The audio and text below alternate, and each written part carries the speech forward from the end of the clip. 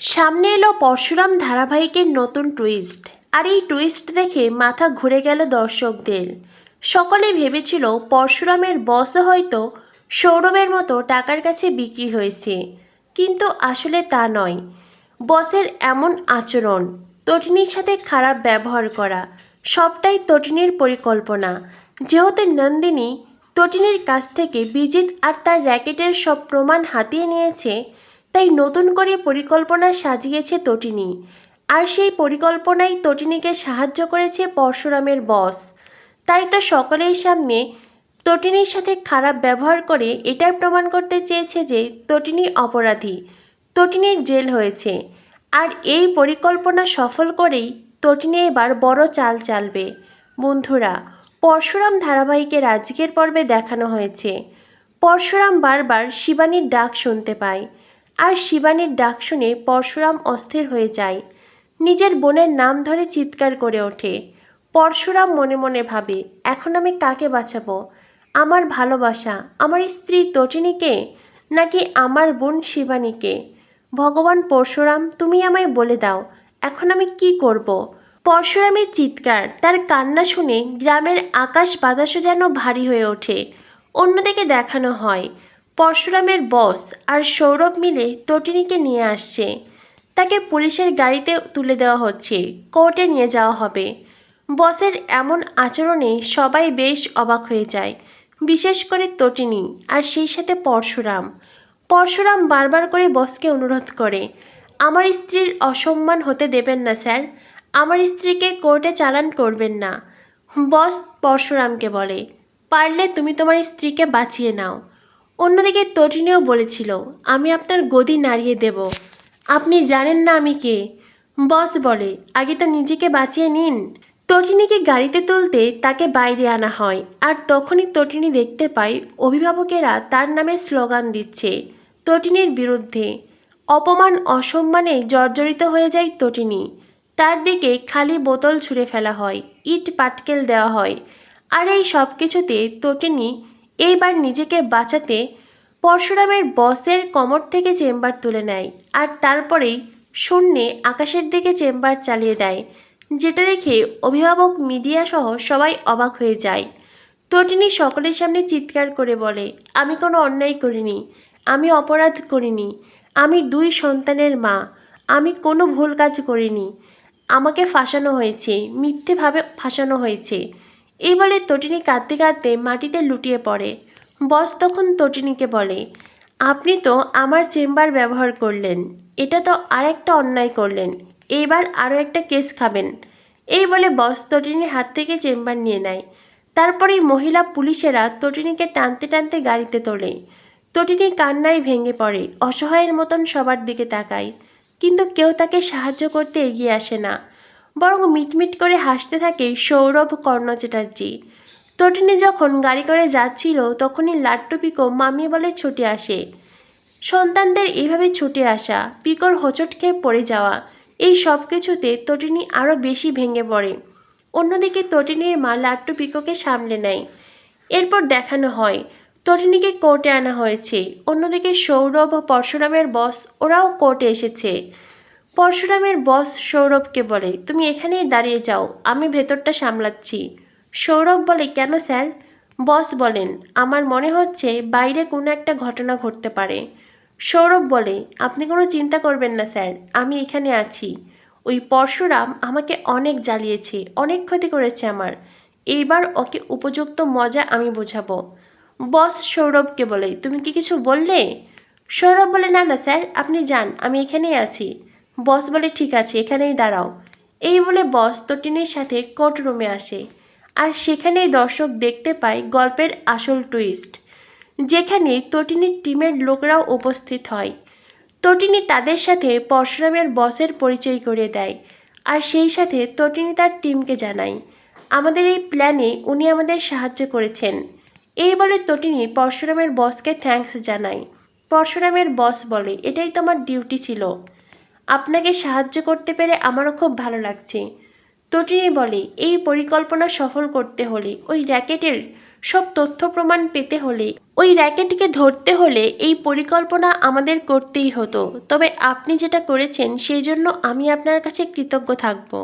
পরশুরামের বস তটিনীকে বলে, sorry ma'am, আমি আপনার নাম ধরে ডেকেছিলাম তখন।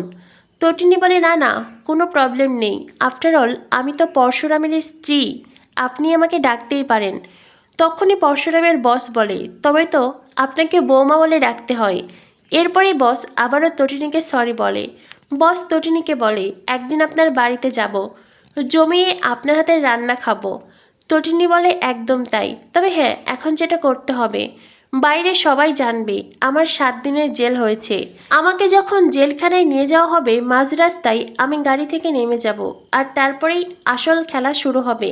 বস বলে, ওকে ম্যাডাম, আমরা সবাই সেটা মনে রাখবো। এরপরেই তটিনী বলে, আমার মনে হচ্ছে আমাদের ওপরে কেউ নজর রেখেছে। বস বলে, বাইরে তো সৌরভ আছেই। তটিনী বলে, সৌরভ নয়, মনে হচ্ছে কর্ণ চ্যাটার্জিও নজর রাখছে। অন্যদিকে দেখানো হয় কর্ণ চ্যাটার্জি গাড়ি নিয়ে কোর্টে এসেছে। সৌরভের সাথে কথা বলে। সৌরভ তখন তার বসকে কল করে। বস তটিনীকে বলে, আমার মনে হয় কর্ণ চ্যাটার্জি আর সৌরভ এখন একসাথে আছে। এরপরেই বস কল রিসিভ করে। সৌরভ বলে, স্যার, ওদিকের কি খবর? বস সৌরভকে জানায় তটিনী গাঙ্গুলির 7 দিনের জেল হয়েছে, যেটা শুনে সৌরভ খুব খুশি হয়ে যায়। বস কল কেটে দেয়। সৌরভ খুব খুশি হয়ে কর্ণ চ্যাটার্জিকে বলে, তটিনী গাঙ্গুলির 7 দিনের জেল হয়েছে। পরশুরামের স্ত্রী, ওই শিবপ্রসাদের স্ত্রী তটিনী এইবার সাজা পাবে। আমার কি যে ভালো লাগছে। অনেক ইনসাল্ট করেছে আমাকে পরশুরাম, ওর জন্য আমি প্রমোশন পাইনি। ওই পরশুরাম প্রতিনিয়ত আমাকে ছোট করেছে, প্রতিনিয়ত আমাকে অপদার্থ প্রমাণ করতে চেয়েছে, আর এইবার ওর স্ত্রী নিজেই জেলে। আমার খুব খুশি লাগছে, খুব আনন্দ হচ্ছে। কর্ণ চ্যাটার্জি বলে, কুল কুল। তখনই সৌরভ বলে, কুল তো আপনি মিস্টার চ্যাটার্জি। এরপরেই সৌরভ কর্ণ চ্যাটার্জির গাড়ি করে ডিপার্টমেন্টে ফিরতে চায়। তখনই কাবির আসে। কাবির বলে, আপনি নন। আপনি গাড়িতে উঠলে অনেকের মনে সন্দেহ জাগতে পারে, তাই আপনি অন্য গাড়িতে আসুন। এই বলে কাবির তার বাবার গাড়ি করে ওখান থেকে চলে যায়, আর সৌরভ অন্য গাড়ি করে ডিপার্টমেন্টে ফেরে। এদিকে দেখানো হয় লাট্টু পিকো বাড়িতে ফিরে আসে, কিন্তু পিকোর বারবার মনে পড়তে থাকে তার মাম্মির কথা। তটিনীর সাথে পুলিশ যেরকম আচরণ করলো সবটা মনে পড়ে কান্নায় ভেঙে পড়ে পিকো। আর এরপরেই পিকো তার ভালো দেওয়ার কাছে ফোন চায়, তার পায়ের সাথে কথা বলবে। তটিনীর মা পরশুরামকে কল করে আর পিকোকে ফোন ধরিয়ে দেয়। পিকো তার পাকে বলে, পা, তুমি আমার মাম্মিকে ফিরিয়ে আনো পা, তুমি আর মাম্মি ছাড়া আমাদের ঘুম আসে না। আমরা সারা রাত কার্টুন দেখি, তবুও আমরা ঘুমাতে পারি না পা, তুমি ফিরে এসো। পরশুরাম বলে, আমি ফিরবো মা, আর তোমার মাম্মিকে নিয়েই ফিরবো, তোমরা একদম চিন্তা করো না। মনে রেখো, তোমাদের পা সব সময় তোমাদের সাথে আছে, তোমাদের পাশে আছে। পিকোর সাথে কথা বলার সময় হঠাৎ পরশুরাম লক্ষ্য করে তাকে কয়েকজন গুন্ডা অ্যাট্রাক্ট করতে এসেছে। পরশুরাম পিকোকে বলে, তুমি লাইনে থাকো। এই বলে পরশুরাম তাদের সাথে অ্যাকশন শুরু করে। এরপর দেখানো হয় রাত হয়ে যায়। লাট্টু পিকো ঘরে ঘুমিয়ে আছে। তখনই সেখানে আসে জিৎ মুখার্জি। এমন জোরে চিৎকার করে ওঠে যে বাচ্চারা ঘুম থেকে লাফিয়ে ওঠে। তখনই লাট্টু পিকো বলে, কি হয়েছে, তুমি এমন চিৎকার করছো কেন? জিৎ মুখার্জি বলে, তোরা এই ঘরে কেন, তোরা এখানে কেন শুয়ে আছিস? লাট্টু পিকো বলে, আমাদের ঘুম পেয়েছে তাই আমরা শুয়ে আছি। জিৎ মুখার্জি বলে, না, তোরা এখানে থাকবি না। এই বলে জিৎ মুখার্জি তটিনীর মাকে ডাকতে থাকে, আর তটিনীর মা এলেই জিৎ মুখার্জি বলে, ওরা এখানে কেন? তটিনীর মা বলে, তোরা কোথায় থাকবে? জিৎ মুখার্জি বলে, ওরাই বাড়িতে থাকবে না, ওরা ওদের 600 স্কোয়ার ফিট ফ্ল্যাটে থাকবে। তটিনীর মা বলে, তুমি এটা কি বলছো জিৎ? ছোট্ট ছোট্ট বাচ্চারা একলাই ঘরে কি করে থাকবে? তুমি জানো না তটিনী এখন কোথায়? জিৎ মুখার্জি বলে, যা হবার সেটাই তো হয়েছে, পাপের ঘোড়া পূর্ণ হয়েছে। তটিনীর মা জিৎ মুখার্জিকে বলে, থাক, আমাকে আর শেখাতে এসো না কে কতটা পাপ করে। জিৎ মুখার্জি তখন চুপ হয়ে যায়। সেই মুহূর্তেই সেখানে হাজির হয় কর্ণ চ্যাটার্জি।